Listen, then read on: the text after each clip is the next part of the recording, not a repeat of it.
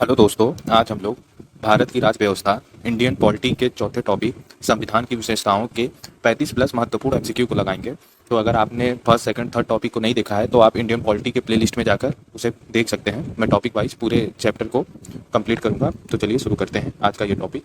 तो MCQ series की पहली क्वेश्चन है, विश्व का सबसे बड़ा लिखित एवं सर्वाधिक व्यापक संविधान किस देश का है? तो इसका आंसर है भारत।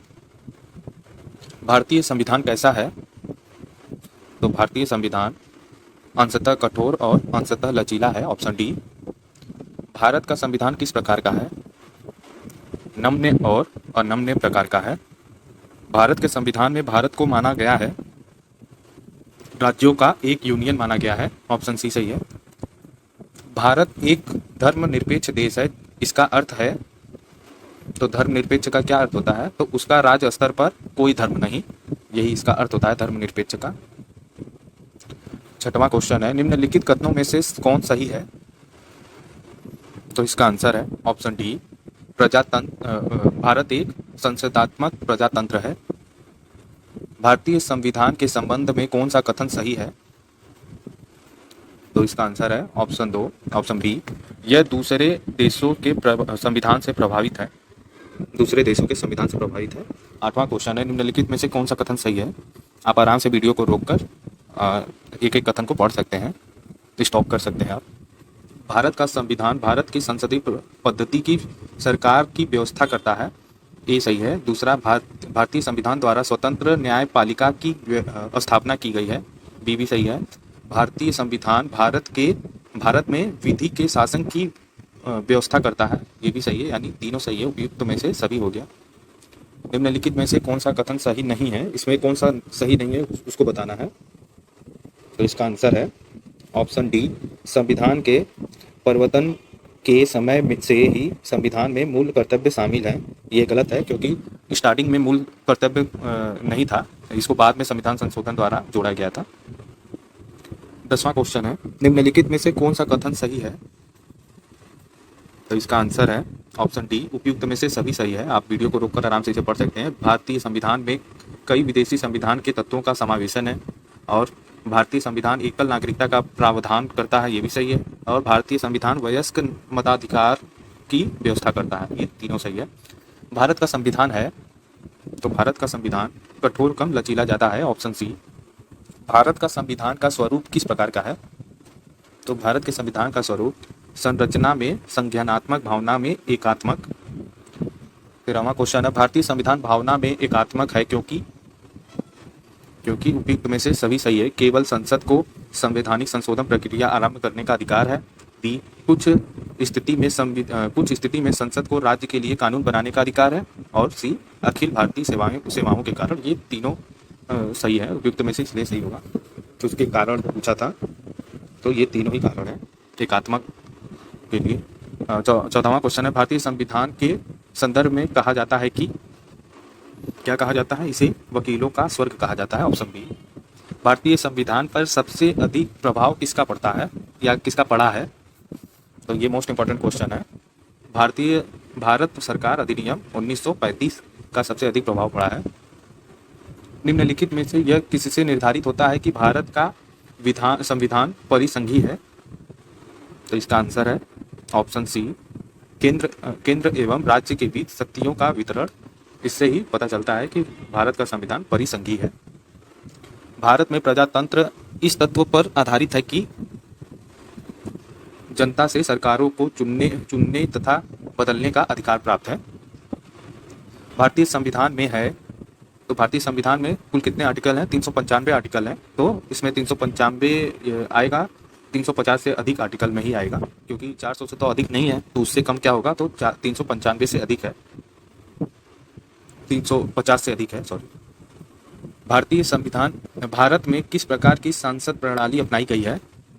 तो संसदीय प्रणाली ब्रिटेन संसदात्मक प्रणाली अपनाई गई है, ब्रिटेन से लिया गया है संसदीय प्रणाली। 20वां क्वेश्चन है, भारतीय राजनीति व्यवस्था में इनमें से कौन सा सर्वोच्च है?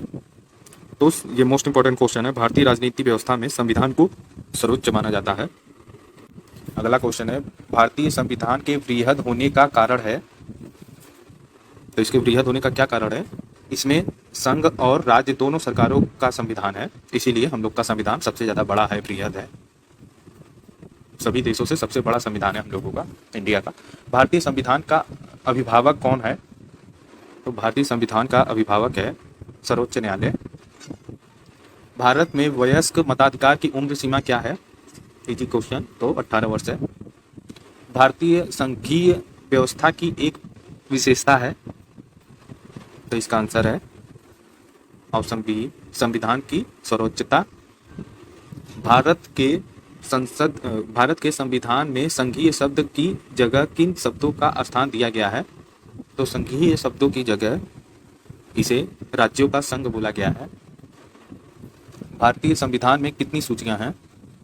तो भारतीय संविधान में 3 सूचियां हैं, संघ सूची, राज्य सूची और समवर्ती सूची। कोई कोई पूछता है समवर्ती सूची कहाँ से लिया गया है, तो ऑस्ट्रेलिया से लिया गया है, याद रखिएगा।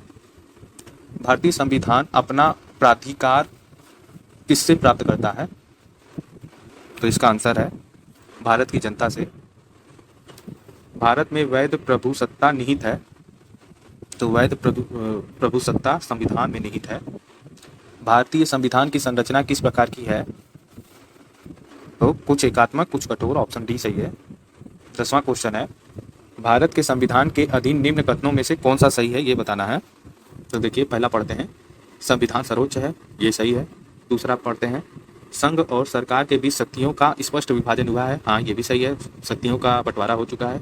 और तीसरा पढ़ते हैं, संविधान के संशोधन के लिए विविध प्रक्रिया का अनुसरण करना होता है, ये भी सही है, संविधान के संशोधन के लिए कई प्रक्रियाओं का अनुसरण करना पड़ता है। चौथा है, संघ की संसद तथा राज्य विधान सभाएं प्रभुत्व हैं, ये गलत है। 5वां देखते हैं, मूल अधिकारों की परिधि को निर्धारित करने के लिए संविधान की उद्देशिका का अवलंबन नहीं किया जा सकता, ये भी गलत है। तो केवल 1 2 3 ही सही था, तो ऑप्शन डी सही है।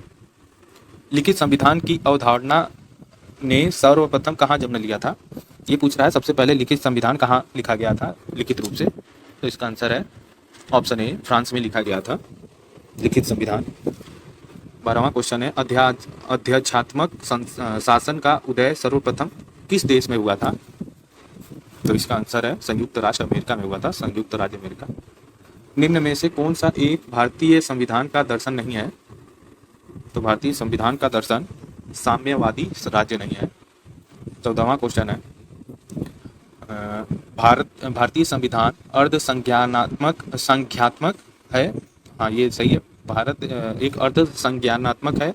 भारतीय संविधान न तो संख्यात्मक है और न ही एकात्मक है, दोनों सही है, लेकिन ए की सही व्याख्या करता है, इसलिए ऑप्शन ए सही हो जाएगा।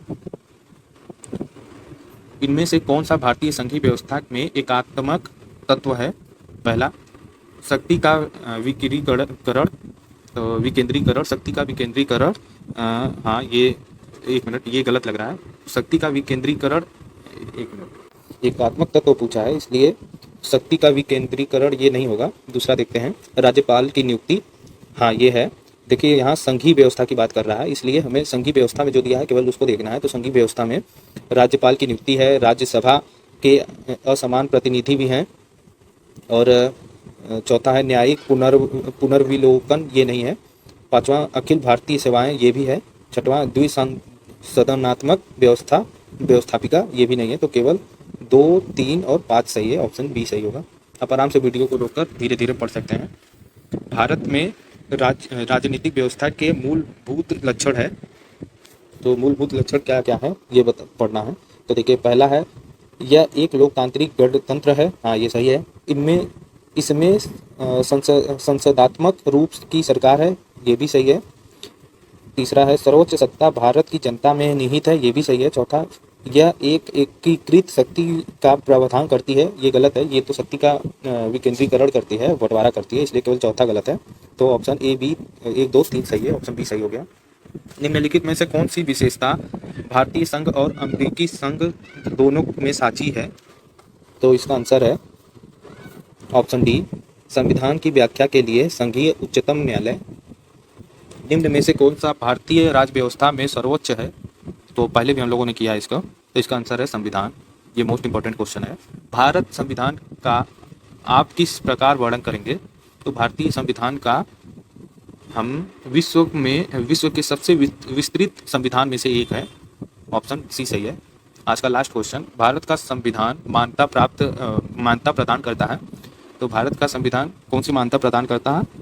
तो धार्मिक एवं भाषीय अल्पसंख्यकों को मान्यता प्रदान करता है। तो यही था आज का 35+ क्वेश्चंस। अगर आपको क्वेश्चंस के लेवल अच्छे लगे हों तो प्लीज़ मेरे चैनल को सब्सक्राइब करिए, ताकि मैं इसी तरह टॉपिक वाइज सभी चैप्टर को कंप्लीट करूँ। Thank you.